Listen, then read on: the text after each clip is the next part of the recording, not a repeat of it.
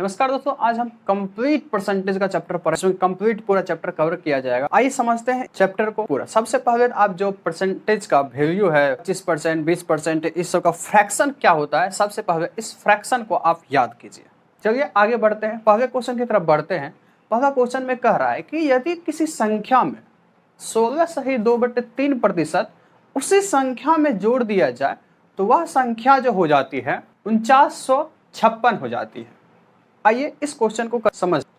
यदि हम मान लें कि वह संख्या जो है ना 6 है, मान लेते हैं वह संख्या जो है 6 है, तो 6 मान लेते हैं। क्या करना है, 6 में ही 6 का 16.2/3% जोड़ देंगे, वह संख्या जो हो जाएगा कितना हो जाएगा, वह संख्या हो जाता है 4956। ठीक, ये हो जाता है। तो इसी का आप बताइए, ये तो परसेंटेज आप जानते हैं कितना होता है 1/6। तो 6 प्लस 6 इंटू 1/6, तो 6 कट गया, तो इसका मान कितना है 4956। तो 6 और ये कट के बाद कितना हो गया 7 का मान हो गया 4956। तो 1 का मान कितना हो जाएगा 708।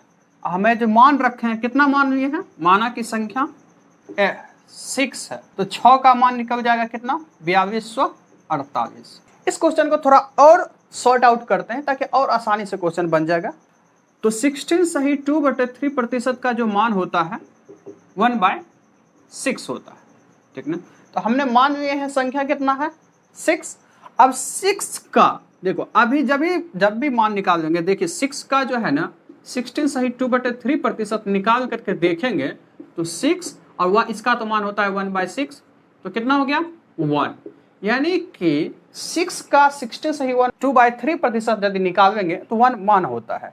तो हम यहाँ से थोड़ा सा आसानी से काम करेंगे। 6 का 16.2/3%, 6 का ये प्रतिशत 1 होता है। ठीक है ना, 6 का 16.2/3% 1 होता है, तो उसी में जोड़ दिया जाए। ठीक ना, मान लीजिए कि वो 6 है और 6 में 16.2/3% 1 होता है, तो 6 में 1 ऐड कर दिए, 1 ऐड कर दिए, कितना हो गया 7।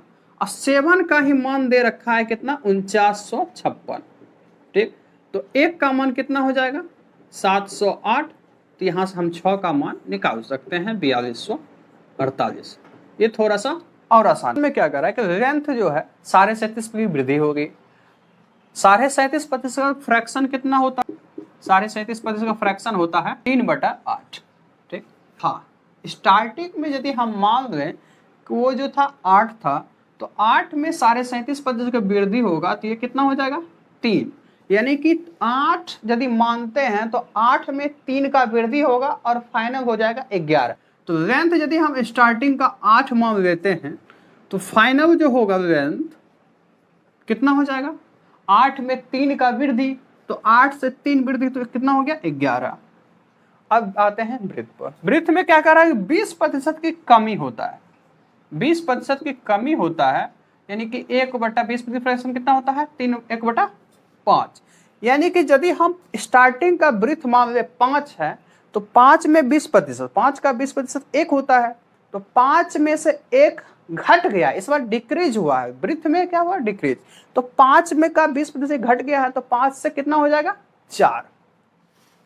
पहले होगा 5 यदि स्टार्टिंग का मानते हैं, तो बाद में कितना हो जाएगा 4। तो एरिया जो स्टार्टिंग का एरिया था कितना था 8 × 5, तो कितना हो गया एरिया, पहले हो गया 40 और फाइनल में क्या हुआ है 44। तो चेंजिंग कितना का हुआ है 4 का, कितना पर 40 पर। परसेंटेज के लिए 100 से मल्टीप्लाई कर देंगे, तो 10 और 10 से कट गया, हमारा जो आंसर हो जाएगा 10%। इसका क्या हो जाएगा इंक्रीज हो जाएगा, यानी कि एरिया में जो हुआ 10% की वृद्धि हो गई। नेक्स्ट क्वेश्चन में कह रहा है कि एक आदमी को जो है ना 3/5 से मल्टीप्लाई करना था, लेकिन उसने 7/4 से मल्टीप्लाई कर दिया। करना था मल्टीप्लाई कितना से 3/5 से, कर दिया उसने कितना से 7/4 से। वो नंबर तो पता नहीं है, ठीक ना, उस नंबर को हमें मान लेते हैं, कोई नंबर है तो उस नंबर को हम थोड़ा ऐसे मानते हैं जिससे कि हमारा काम आसान हो, कैलकुलेशन में भी थोड़ा आसानी हो। तो उस नंबर को जो मान लीजिए आप इससे और इसके दोनों हर को मान लीजिए, ये जो डिनोमिनेटर में है 5 और 4 इसका एलसीएम मान लीजिए, 5 और 4 का एलसीएम 20 हो गया। क्यों माने? क्योंकि जब इसमें मल्टीप्लाई करेंगे, मल्टीप्लिकेशन ही इसने किया है, जब इसमें मल्टीप्लाई करेंगे तो ये कट जाएगा, इसलिए हम इसको माने हैं। ठीक, तो 5 और 4 का एलसीएम हो गया 20 में मल्टीप्लाई किया है 3/5 से इसमें, तो रिजल्ट जो बनेगा, स्टार्टिंग में रिजल्ट बनना क्या था? रिजल्ट बनना था 12, लेकिन रिजल्ट बन क्या गया? 35। तो चेंजिंग कितना का हुआ? चेंजिंग जो हुआ 23 का हुआ। ये 23 जो बढ़ गया है तो कितना से बढ़ गया है? कितना होना चाहिए था? 12। तो कितना प्रतिशत बढ़ गया है? तो 23/12। थोड़ा सा अलग तरीका बताते हैं कि इसको कैसे करेंगे। इसको जो है हम लिख लेंगे 24 - 1/12। ठीक, अब यहां से डिवाइड कर देंगे तो ये कितना हो जाएगा? -12। ठीक, 2 - 1/12 2 है, तो फ्रैक्शन में यदि 2 है, फ्रैक्शन मान में यदि 2 है तो परसेंटेज मान में 200 हो गया। ठीक है ना, फ्रैक्शन में है ये 2, तो ये परसेंटेज में यदि हम कन्वर्ट करेंगे, परसेंटेज में कन्वर्ट करने के लिए क्या करते हैं? 100 से मल्टीप्लाई करते हैं, तो 100 से मल्टीप्लाई करते हैं तो ये कितना हो जाएगा? 200।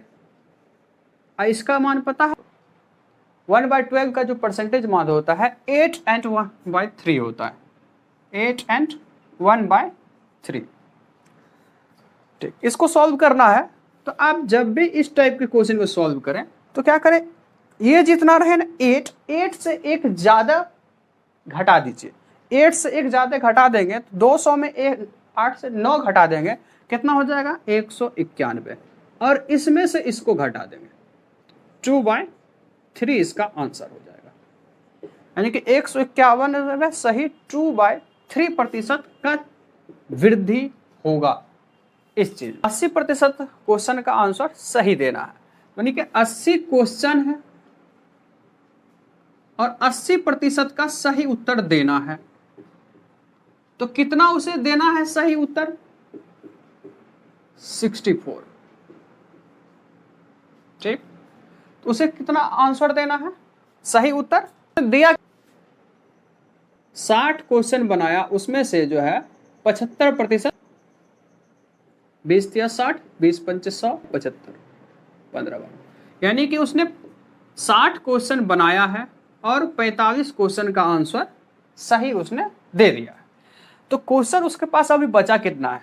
क्वेश्चन बचा है 20, क्वेश्चन बचा है उसे 20, और जबकि उसे सही कितना देना है? और जबकि 45 ही दिया है, देना है 64, तो कितना और उसे आंसर देना होगा सही?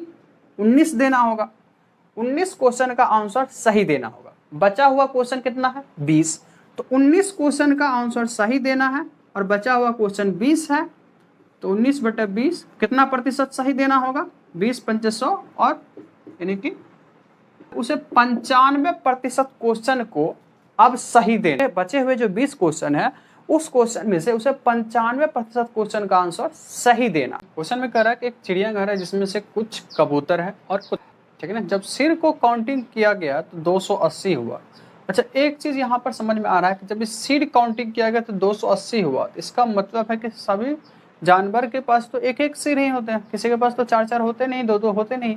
तो मतलब सिर को काउंटिंग किया गया तो 280 हुआ। इसका अर्थ ये भी है कि टोटल एनिमल्स जो है 280 है। तो नंबर ऑफ एनिमल्स कितना हो गया? टोटल नंबर 280, क्योंकि हेड की संख्या 280। कबूतर के पास कितने टांग? 2। तो रैबिट को ही हम कुछ पल के लिए मान लेते हैं कि इसके पास भी 2 ही टांग होते हैं, ठीक ना, मान लेते हैं 2 ही टांग है, ठीक ना, 2 तो एक्स्ट्रा है। यदि 2 टांग ही होता तो कितना टोटल लेग्स होता? 280 गुना 2 बराबर 560, यानी कि 2 ही टांग इसके पास भी होता, इसके पास तो होता ही, कबूतर के पास 2 होता है, रैबिट के पास भी 2 ही टांग होता तो टोटल टांग हो जाता 560। लेकिन एक्चुअल में टांग है कितना? 820। कितना टांग कम आया है? कितना टांग कम आया है? 260 टांग कम आया है। तो 260 टांग कम क्यों आया है? क्योंकि हम रैबिट को जो है ना, होते हैं 4 टांग के, उसको बना दिए 2 टांग, ठीक है ना। तो एक रैबिट के कारण एक रैबिट के कारण 2 टांग की कमी हुई, ठीक, एक रैबिट के कारण 2 टांग की कमी हुई, तो 260 टांग की कमी कितने रैबिट के कारण होगा? एक रैबिट के कारण 2 टांग की कमी हुई, तो 260 टांग कितने रैबिट के कारण होगा? 100, क्योंकि 1 से 2 बन रहा है, तो 130 से 260, तो यानी कि 130 ये क्या हो गया? 130 क्या हो गया? रैबिट। इसमें ये ध्यान रखने वाला है कि बात है कि यहाँ पर ये किसका संख्या निकलेगा? रैबिट। तो रैबिट का निकल गया, तो दूसरा क्या बचा? कबूतर का हमें निकालना है, तो 280 में से माइनस कर देंगे, 280 में से माइनस कर देंगे 130, तो हमारा मान आ जाएगा 150 हो गया हमारा कबूतर का संख्या। चलिए बढ़ते हैं अगले क्वेश्चन। शहर की जनसंख्या जो है 5000, पुरुष की संख्या में 6% की वृद्धि हुई है। टोटल पॉपुलेशन कितना है? टोटल जो पॉपुलेशन है 5000, मेल है और फीमेल है। मेल में जो है 6% की वृद्धि हुई है और फीमेल में जो है 14% की वृद्धि हुई है। हमें निकालना क्या है? मेल। तो मेल पर ही कुछ काम करते हैं। देखो समझते हैं इस बात को। मेल में 6% की वृद्धि हुई है, फीमेल में 14%। कुछ पल के ऐसा मानते हैं कि मेल में भी यदि 14% की वृद्धि होता, मेल में भी यदि 14% की वृद्धि होता तो क्या होता? यानी कि मेल में भी 14% की वृद्धि, फीमेल में तो हो ही रहा था 14% की वृद्धि। यदि दोनों में 14% की वृद्धि होता तो टोटल पॉपुलेशन में कितना वृद्धि होता? 5000 का 14 कितना हो गया? 700 हो गया। लेकिन एक्चुअल में वृद्धि हुआ कितना है? 540 का ही हुआ, 540 का ही हुआ। तो कितना ज्यादा हो गया? 160 जो है ना, 160 ज्यादा हो गया। 160 किसके वजह से हुआ? मेल की वजह से या फीमेल की वजह से? मेल की वजह से। क्यों? क्योंकि 6% ही वृद्धि हुआ, जिसके कि हम मान चुके हैं कि 14%, यानी कि 8% हमने इसका क्या कर दिया? ज्यादा ले लिए। तो यही जो है मेल का 8% एक्स्ट्रा लेने की वजह से 160 आया है। तो मेल का 8% कितना हो गया? 160। मेल का ही 8% की वजह से 160 आया है, तो मेल का 8%। तो यहां से सॉल्व करेंगे तो मेल की संख्या आ जाएगा 8 दूनी 16 20। तो मेल की संख्या कितना हो गया? 2000। अब फीमेल की संख्या कितना हो जाएगा?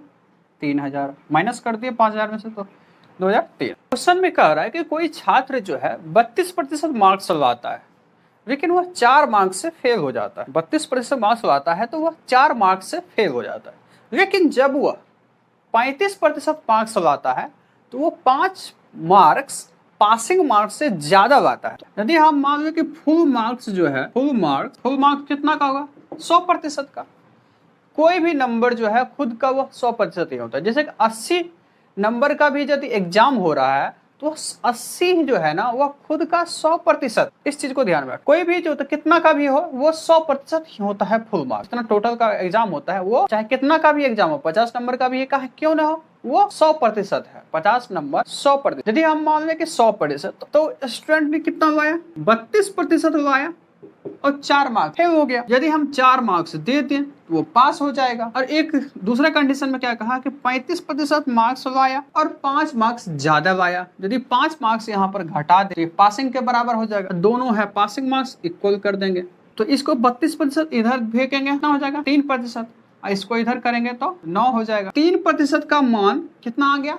9। 3% का मान यदि 9 है, इससे कैंसिल आउट करेंगे। 1% का मान कितना हो गया? 1% का मान हो गया 3। कोई फुल मार्क्स कितना होता है? 100% का। 100% का कितना हो गया? 300। अगले क्वेश्चन में कह रहा है कि एक आदमी है जो कि आय का 60% खर्च करता है। 60% खर्च करता है, यानी कि एक्सपेंडिचर जो है इसका 60% है। तो 60% का फ्रैक्शन कितना होता है? 3/5। खर्च जो करता है यानी कि 5 उसका इनकम है, और तो ये एक्सपेंडिचर। तो इनकम कितना हो गया? 5। तो एक्सपेंडिचर कितना हो गया? 3। तो सेविंग कितना होगा? इनकम यदि 5 है तो एक्सपेंडिचर कितना होगा? 3। तो सेविंग कितना होगा? 2। 5 में से 3 को माइनस कर दिया तो 2 हुआ। जो खर्च हुआ इनकम में से, जो खर्च हुआ इनकम में से, खर्च होने के बाद जो बचा वही तो सेविंग होगा। तो 2 हो गया। अब ये रेशियो आ गया है इस टाइप के रेशियो में। यदि हम इसे सॉल्व करेंगे तो थोड़ा सा इसको आसान बनाने के लिए हम क्या करते हैं कि 100 से मल्टीप्लाई कर। रेशियो में किसी भी नंबर से मल्टीप्लाई करने पर कोई फर्क नहीं पड़ता। यानी कि ये 500 है, 300 है, 200। अब क्या कह रहा है दूसरी सिचुएशन में? दूसरी सिचुएशन में ये क्या कह रहा है कि आय में जो है ना 15% की वृद्धि हो गई, ठीक है ना, और एक्सपेंडिचर में भी 15% की वृद्धि हो गई, यानी कि आय 15% बढ़ा, खर्चा भी 15% बढ़ा दी। तो आय में 15% की वृद्धि हो गई तो कितना हो जाएगा 15%। 500 का 15%, 500 का 15% कितना हो जाएगा 15/100 75। तो 500 से कितना हो गया 575। 300 का 15% कितना हो गया 100 का 15% 15 होता है। तो इसी चीज को हम देखने के लिए क्या करेंगे 300 का 15% 45 कितना हो गया 300। इनकम कितना है 575, खर्चा कितना है 345, तो सेविंग कितना होगा 230, सेविंग होगा 230। यानी कि अब पहले सेविंग था 200, अब सेविंग होगा रहा है कितना 230। तो कितना का वृद्धि हुआ 30 का। कितना प्रतिशत हुआ उसको निकालने के लिए कितना से हुआ, प्रतिशत जब निकालना होता है तो कितना से हुआ है उसको हम लिखते हैं नीचे में 200 गुना कर देंगे 100 से, तो कितना हो गया 15% की उसके 15% की सेविंग में उसकी वृद्धि हुई। चलिए इसको दूसरे तरीके से कैसे करते हैं। 60% खर्च करता है, 60% फ्रैक्शन होता है 3/5। 60% का जो फ्रैक्शन होता है वो कितना होता है 3/5, यानी कि इनकम 5 है तो एक्सपेंडिचर 3 है तो सेविंग कितना होगा 2। इसको हम सॉल्व करने के लिए इसको हम 500 300 और 200 बना ले। तो अब इनकम कितना हो गया 500, एक्सपेंडिचर 300 और सेविंग 200। तो कह रहा है कि 15% की वृद्धि हो गई, 15% की वृद्धि होगी तो कितना का वृद्धि होगा 75 का। इसमें भी 15% की वृद्धि हो गई तो कितना का वृद्धि होगा 45 का। वृद्धि हुआ 75 का, एक्सपेंडिचर में वृद्धि हुआ 45 का, तो सेविंग में कितना वृद्धि होगा, यानी कि ये खर्च तो होता ही था इसमें से, लेकिन इसमें से 75 का जो वृद्धि हुआ है उस वृद्धि में से 45 का ही खर्च करता है। 75 का वृद्धि हुआ इनकम में, उसमें से 45 ही खर्च करता है। तो सेविंग जो प्लस सेविंग कितना हो गया, सेविंग का जो इंक्रीमेंट हुआ है, सेविंग जो बढ़ा है वो कितना बढ़ा है 30 का। 30 का बढ़ा है तो कितना पर बढ़ा है 30, 200 पर। पहले होता था कितना, पहले सेविंग था 200 और 30 का वृद्धि हो गया तो 30/200 गुना 100 कर देंगे तो कितना हो जाएगा 15%। यही हमारा आंसर। चलिए बढ़ते हैं अगले क्वेश्चन की तरफ। अगले क्वेश्चन में कह रहा है कि गौरव जो है अपनी आय का 20% भोजन पर तथा 15% एजुकेशन पर खर्च, यानी कि जो उसका इनकम है उस पर 20% का खर्च करता है किस पर, फूड पर। 20% खर्च करता है फूड पर और 15% खर्च करता है एजुकेशन, यानी कि जो भी उसका इनकम का जो है 20% खर्च कर रहा है फूड पर और 15% खर्च कर रहा है एजुकेशन, यानी कि टोटल जो ये खर्च कर रहा है 35% खर्च कर दिया।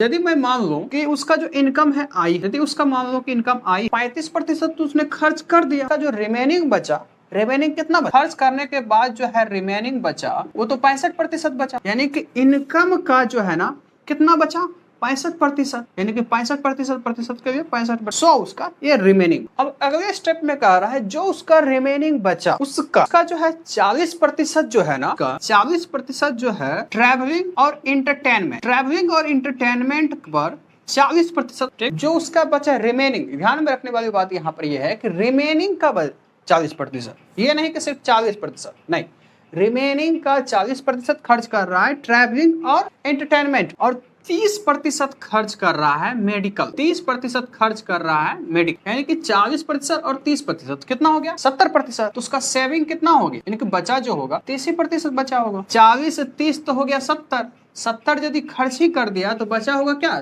30%, यानी कि जो रिमेनिंग बचा था उसका 30% वो बचा रहा है। तो रिमेनिंग तो यही था, इसका 30% वो बचा रहा है तो 30/100 और क्वेश्चन में दे रखा है कि अभी जो उसका रिमेनिंग है वो है 8775 और 8775 को इक्वल कर दिया। अब यहाँ से सॉल्व करेंगे तो आई बराबर जो इनकम हो गया, यानी कि इनकम बराबर जो हो गया इसका हो गया 45। चलिए बढ़ते हैं अगले क्वेश्चन की तरफ। इस क्वेश्चन में कह रहा है कि एक इलेक्शन हुआ जिसमें से केवल 2 कैंडिडेट ही पार्टी में वोटर का नाम था, उसमें से 10% वोट डालने गया ही नहीं। मान लेते हैं कि वोटिंग में जो है ना भी है टोटल वोटर लिस्ट का संख्या, उसमें से 10% तो गया ही नहीं। तो गया कितना 90, यानी कि 100 में से 90 हटा दिया, 90% ने वोट डालने गया, यानी कि ये वोट है डाला हुआ वोट। अब दूसरा कंडीशन में कह रहा है कि विनर को जो है ना 60% में, क्योंकि 2 ही कैंडिडेट है, यहाँ पर बात ध्यान रखने वाला है कि 2 ही कैंडिडेट है तो एक विनर होगा एक लूजर होगा। विनर को जो है 60% वोट मिला तो लूजर को कितना मिलेगा 40%। तो विनर को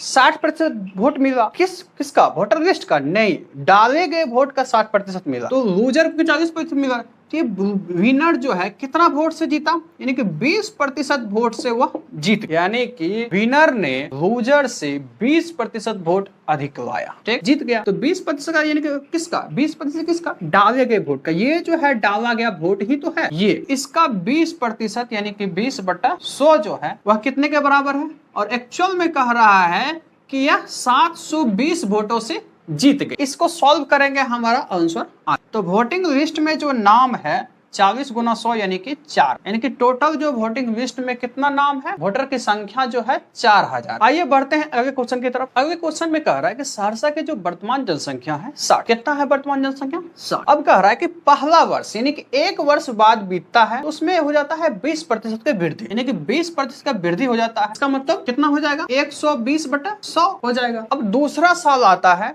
दूसरा साल में 25% का वृद्धि हो जाता है, यानी कि 25% कितना मतलब 125/100 हो जाता है। और तीसरा साल आता है तो उसमें 30% की कमी हो जाती है, यानी कि 100 से कितना हो जाएगा 70/, तो इसको सॉल्व करेंगे तो यही हमारा आंसर होगा। इसको यदि हम सॉल्व करते हैं कितना हो जाएगा 63, यही हमारा आंसर। चलिए बढ़ते हैं अगले क्वेश्चन की तरफ। अगले क्वेश्चन में कह रहा है कि पेट्रोल की कीमत में जो है ना 14.2/7% की वृद्धि हो, तो 14.2/7% की वृद्धि हो गई। 14.2/7% का फ्रैक्शन क्या होता है, 14.2/7 का फ्रैक्शन जो होता है वो होता है 1। प्राइस जो है ना कितना हो गया, प्राइस जो है पहले था 7 में 14.2/7% की वृद्धि होगी तो 1 का वृद्धि हो गया, यानी कि पहले था 7 तो अब हो गया है 8। अब तो कंजम्पशन जो है यानी कि वो जो खरीदेगा सामान, कंजम्पशन वो कितना खरीदेगा, तो एक्सपेंडिचर होगा। एक्सपेंडिचर मतलब कि सामान को खरीदने में कितना रुपया लगेगा, वो जो होगा वो तो होता है प्राइस और सामान कितना सामान खरीदा गया, यानी कि price into consumption, price into consumption. तो प्राइस तो वो फिक्स रुपया लेकर के आया, फिक्स रुपया लेकर के आया था, अब कितना लेकर आया है ये तो बताया ही नहीं। तो हम इस चीज को कुछ मान लेते हैं, मानते भी ऐसे हैं जिससे कि हमारा क्वेश्चन आसान हो। तो एक्सपेंडिचर इसने कहा नहीं कि कितना लेकर के आया है, तो मान लेते हैं कि इन दोनों का एलसीएम आप मान लीजिए ठीक ना, एक्सपेंडिचर यानी कि कितना हो गया 56, मान लिए हैं कि 56 लेकर के आया। अब देखिए 56 रुपया लेकर के आया था, 7 के दाम से कितना खरीदे, 7 के दाम से 56 रुपया लेकर आया था, 7 के दाम से कितना खरीदेगा 8, तब तो 8 को इससे मल्टीप्लाई करेंगे तो 7 होगा। अब देख प्राइस तो है 56 ही, यानी कि रुपया तो उसके पास उतना ही है, अब दाम बढ़ गया है 8 में उसे कितना मिलेगा, यानी कि 8 के रेट से 56 रुपया में से कितना मिलेगा 7। तो देखिए पहले जो मिलता था उसे सामान जो मिलता था पहले मिलता था 8, अब मिल रहा है 7, तो कितना का कमी हुआ है, 1 का कमी हुआ है। कितना पर, पहले कितना मिलता था 8, यानी कि 1 का कमी जो हुआ है 8 पर मिला है। 1/8 तो आप जानते हैं 1/8 कितना फ्रैक्शन होता है 12.5, यानी कि उसको जो है अब सामान जो है 12.5% कम मिल रहा है। अगले क्वेश्चन में कह रहा है कि चाय की कीमत में जो है ना 30% की कमी हो, यानी कि प्राइस जो था पहले जो प्राइस था वो 100 यदि था तो अब जो प्राइस हो गया है कितना हो गया है 70। अब पहले सामान कितना खरीदता था, मान लेते हैं कि 100 ही खरीदता, ठीक ना। एक्सपेंडिचर जो होता है वो तो होता है इन दोनों का प्रोडक्ट, ठीक। तो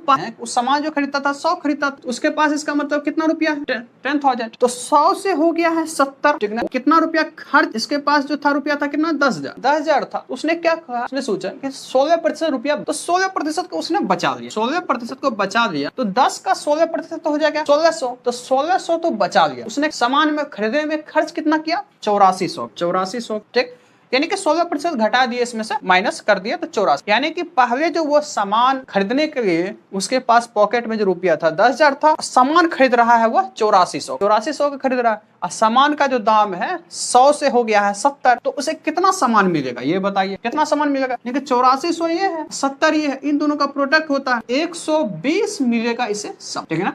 120 मिलेगा, 120 जो हुआ है कितना से कितना बढ़ गया, पहले मिलता था 100 केजी, अब मिल रहा है 120 केजी, तो कितना का बढ़ गया 20 केजी। जबकि उसने कह रखा है, क्वेश्चन में कह रखा है कि 20 नहीं बल्कि वह 32 केजी, यानी कि 20 यूनिट का जो मान है वह कितना है 32। क्वेश्चन में पूछ रहा है कि वर्तमान में उसका खपत कितना, वर्तमान में खपत वो कितना कर रहा है 120, यानी कि ये 20 यूनिट का मान यदि 32 है तो 120 यूनिट का मान कितना होगा। तो ये देखिए 20 से हो गया 6 गुना, तो ये भी हो जाएगा 32 का 6 गुना, यानी कि 192 केजी उसका अभी खपत है। नेक्स्ट क्वेश्चन में कह रहा है कि इनकम टैक्स, इनकम जो भी आदमी का इनकम होता है उस पर टैक्स लगा, उस इनकम टैक्स में जो है 22% की वृद्धि कर 22% की वृद्धि कर देंगे, जिसके वजह से 22% टैक्स ने क्या दिया, टैक्स इनकम पर 22% अधिक लगेगा। तो क्या हुआ, किसी आदमी का जो है 30% जो है ना नेट इनकम घट। नेट इनकम होता क्या है, इनकम जैसे कि जो भी इनकम है हमारा, इनकम पर कुछ टैक्स लेते हैं गवर्नमेंट, ठीक ना, इनकम में से टैक्स जो माइनस कर देते हैं वही होता है हमारा नेट इनकम। नेट, या फिर हम ऐसे भी कह सकते हैं इनकम जो होता है नेट इनकम प्लस टैक्स, ये भी हम कह सकते। अब आइए नेक्स्ट पॉइंट पर क्या कह रहा है, नेट अधिक देना हो, यानी कि टैक्स का जो है 22% टैक्स का ही ना 22% बढ़ा, तो टैक्स का 22% बढ़ा तो जो अमाउंट होगा टैक्स का 22, वही अमाउंट ना उसका नेट इनकम में से घटेगा, यानी टैक्स का जो है 22% वो बराबर होगा किसका, नेट इनकम का 3% के बराबर। नेट इनकम को हम n मान लेते हैं, n का 3% के बराबर, क्योंकि जितना सामान जितना रुपया नरेंद्र मोदी जी लिया उतना ही वो उसका उतना रुपया कम हो, 100 ये कैंसिल आउट हो गया। यानी कि टैक्स और नेट इनकम, टैक्स और नेट इनकम का जो रेशियो हो गया 3:12, टैक्स और नेट इनकम का जो रेशियो हो गया 3:22। अब देखिए इस चार्ट से अब हम इसका इस्तेमाल, तो इनकम है और टैक्स है और नेट इनकम, तो टैक्स यदि 3 है तो नेट इनकम कितना हो जा रहा है 22, टैक्स 3 है तो नेट इनकम 22, तो इनकम जो है वह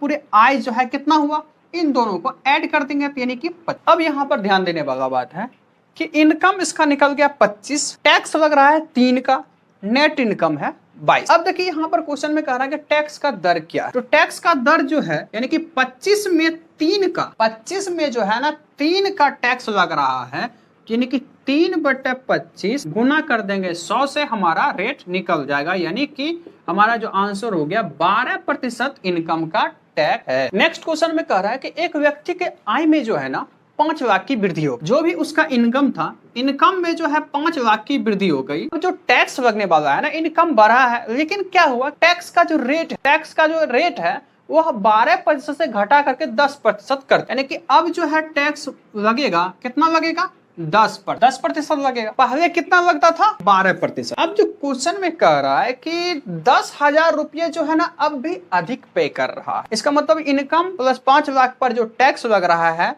वो पहले जो टैक्स लगता था इनकम पर सिर्फ आई पर जो टैक्स लग रहा था उसका डिफरेंस जो है ना 10,000, इसका मतलब है पहले जो इनकम पर जो लग रहा था 12% और उसका डिफरेंस जो है क्या है 10,000 है। इसको सॉल्व करेंगे हमारा आंसर मिल जाएगा। इसको थोड़ा सा डिफिकल्ट होगा इसको सॉल्व करना, आइए इसको सीखते हैं थोड़ा सा और आसान तरीके से कैसे करें। यहाँ पर ध्यान देने वाली बात ये है कि टैक्स का रेट में जो है ना कमी आई, लेकिन टैक्स का जो अमाउंट है, पेएबल अमाउंट, वो तो बढ़, क्यों बढ़, क्योंकि 5 लाख रुपया उसका इनकम बढ़ गया है, तो उस पर तो टैक्स देगा, तो टैक्स का जो रेट है अभी कितना है 10%। पहले जो लगता था, पहले कितना इनकम पर लगता था, आई, मान रहे हैं कि आई लगता था पहले, ठीक, आई पर जो लगता था पहले लगता था 12%, अब लग रहा है 10%। ये जो है पहले 12 था अब 10 लग रहा है, तो कितना का चेंजिंग हुआ, 2% कमी हुआ, यानी कि होना चाहिए था क्या,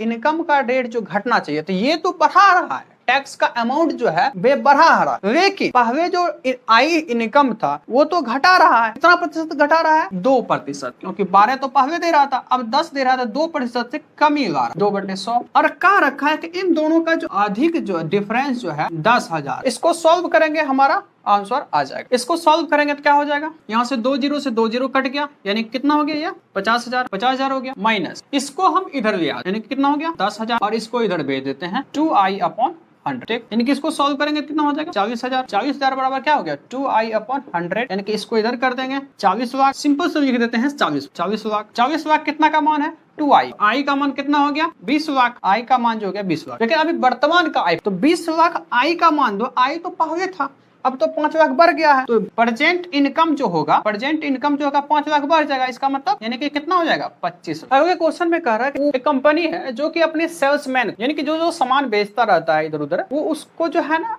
8% की कमीशन, लेकिन जो भी उसका बिक्री होगा 8% का कमीशन देता, लेकिन उसने कुछ और भी दे दिया कि ताकि उसका सामान ज्यादा से ज्यादा बिके, उसने दे दिया कि ताकि हमारा सामान ज्यादा से ज्यादा बेचो, बोला कि 20,000 से तुम ज्यादा का बिक्री करोगे ना तो मैं 2% का बोनस दूंगा। 2% का बोनस का कहने कहने का अर्थ ये हुआ कि 8% तो पहले से दे ही रहा हूं, लेकिन 2% में एक्स्ट्रा दूंगा तुम्हें, ठीक ना। यानी कि 20,000 तक तो 8% मिल रहा, 20,000 से ज्यादा बेचोगे तो 2% का बोनस दूंगा। इसका मतलब है कि 8% आप बेच रहा है, कितना बेचेगा 10, ठीक ना। यानी कि सेल्समैन का जो अर्निंग होगा, कमाई होगा, वो पहले तो 20,000 पर 8% होगा और 20,000 से ज्यादा जो बेचेगा उस पर उसका कमाई होगा 10%। इस क्वेश्चन को थोड़ा सा सोल्व करने के लिए हम कुछ पल के लिए मान लेते हैं कि यदि 20,000 पर भी वह उसे 10% का ही दे, 20,000 पर भी उसे 10% का ही मिल जाए कमीशन, तो उसे कितना का मिलता है, यानी कि 8 से 2, यानी कि 2% का ज्यादा मिलेगा, ठीक, 2% का ज्यादा है। यानी कि 20,000 पर भी उसे यदि 10% मिलता तो उसे कितना मिल जाता, 2% ज्यादा मिल जाता, यानी कि 2/100 मल्टीप्लाई करते हैं, यानी कि 400 रुपया उसे ज्यादा मिले। यानी कि 20,000 पर भी यदि 10% का ही दे दे कमीशन तो उसे 400 रुपया अधिक मिलेगा। इसका अर्थ ये है कि जो पहले मिल रहा है, यदि वो जितना मिल रहा है उस पर यदि सभी पर 10% दे दिया जाए कमीशन तो उसे 400 रुपया अधिक मिलेगा। लेकिन मिल रहा है कितना, 7600 मिल रहा है। 7600 इस अनुसार से मिल रहा है कि 8% 10%, लेकिन यदि हम सबको 10% बना लेते हैं तो 400 रुपया अधिक मिलेगा, यानी कि उसे मिलेगा कितना, 8,000 मिलेगा। अब यहाँ से 8,000 क्या आया है, 8,000 उसका कमीशन आया है, यानी कि सेल्समैन का अर्निंग। को बना दी है 10, यानी कि अर्निंग जो है टोटल जो है उसने जितना भी उसने सेल्स किया होगा, टोटल सेल्स उसका जो है 10%, उसका 10% कितने के बराबर हो गया, 8,000, ठीक। 8,000 यहाँ से यहाँ कैंसिल करेंगे, टोटल जो सेल्स हो गया उसका कितना हो गया,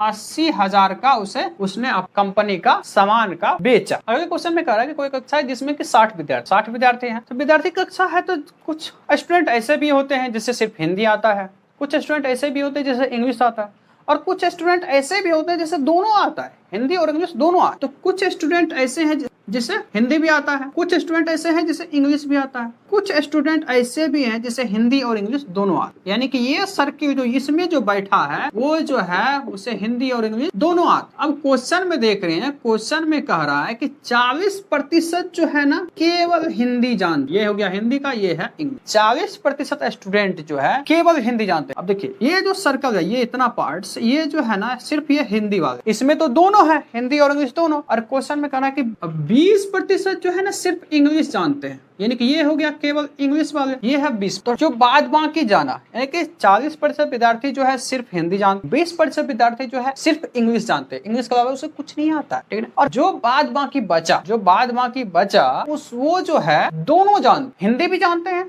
और इंग्लिश भी जानते हैं। तो 40% तो हिंदी जानते हैं, 20% इंग्लिश जानते हैं, तो दोनों कितना प्रतिशत जानते हैं, यानी कि 40 और 20 60 कर दिए, 100% टोटल होता है। यानी कि यह कितना जानते हैं, 40% स्टूडेंट ऐसे हैं जो कि हिंदी और इंग्लिश दोनों जानते। यानी कि इसमें क्वेश्चन तो हमसे पूछ रहा है कि इंग्लिश कितने विद्यार्थी जानते, ठीक है। तो इंग्लिश बोला है, यहाँ पर ध्यान देने वाली बात यह है कि केवल इंग्लिश नहीं बोला, उसने बोला है कि इंग्लिश के अलावा कुछ और भी आए तो वो चलेगा। इंग्लिश बोलने वाला तो इसमें भी है, क्योंकि हिंदी और इंग्लिश दोनों है, इसमें भी है और इसमें भी है। तो टोटल जो इंग्लिश बोलने वाला है कितना हो गया, 20% और 40%, यानी कि कितना हो गया, इंग्लिश जो बोलने वाला है 60%। 60% कितना, जितना उसका क्लासरूम में स्टूडेंट है उसका 60%। क्लासरूम में स्टूडेंट कितना है, 60 का 60%, प्रतिशत के लिए पट्टा में 100 कर दिए, तो हमारा जो आंसर हो गया 36 हो गया। इसको कैंसिल आउट कर देंगे, यानी कि 36 विद्यार्थी ऐसे हैं जिसे इंग्लिश आती है। बढ़ते हैं अगले क्वेश्चन में। अगले क्वेश्चन में कह रहा है कि